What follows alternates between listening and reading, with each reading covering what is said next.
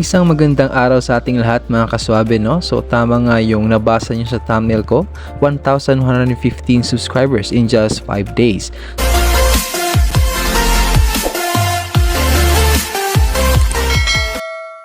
Paano ko nga ba nagawa yon? Ito yung pag-uusapan natin for today's video.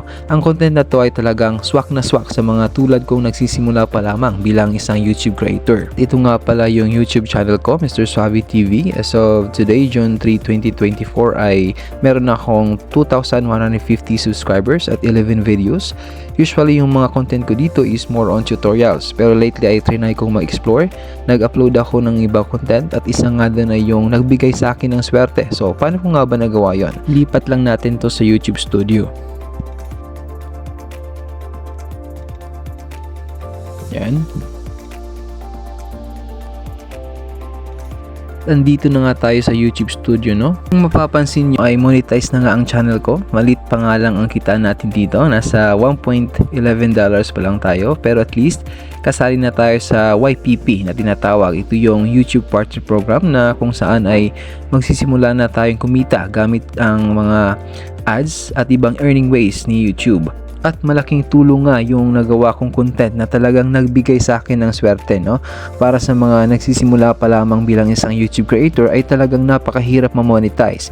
Kailangan mong maabot yung 1,000 subscribers at 4,000 watch hours. Mamimili tayo ng content na talagang makakuha ng interest ng mga nanonood. Ngayon, paano ko nga ba nakuha yung 1,115 subscribers in just 5 days? Bilang isang mga content creators, tayo ay mag-iisip ng mga content na talagang papatok sa mga manonood.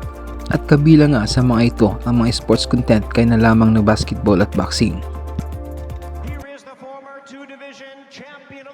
Ito lamang nakaraang buwan nang naglaban si Naoya Inoue at Luis Neri dahil alam kong maraming mga tao nag-aabang nito hindi lamang sa Pilipinas kundi sa buong mundo ay ginawan ko ito ng highlights. Hindi ko man masyadong inisip na ganito ang kalalabasan pero nagulat na lamang ako nang biglang dumami ang mga subscribers at umabot ito sa mahigit na 1,000 sa loob lamang ng 5 araw.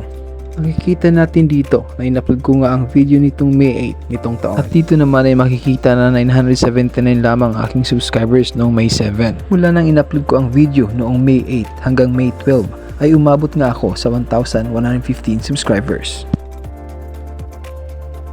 Ang lupit, di ba?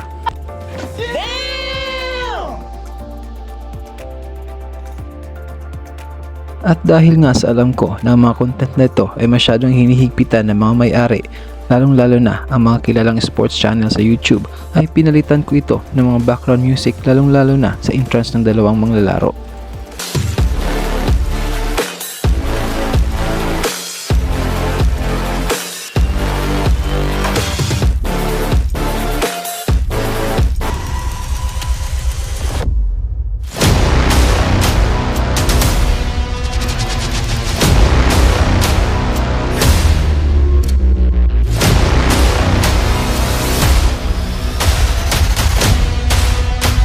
May mga iba pa akong binago sa mismong video para talagang hindi ito magkaroon ng copyright claim.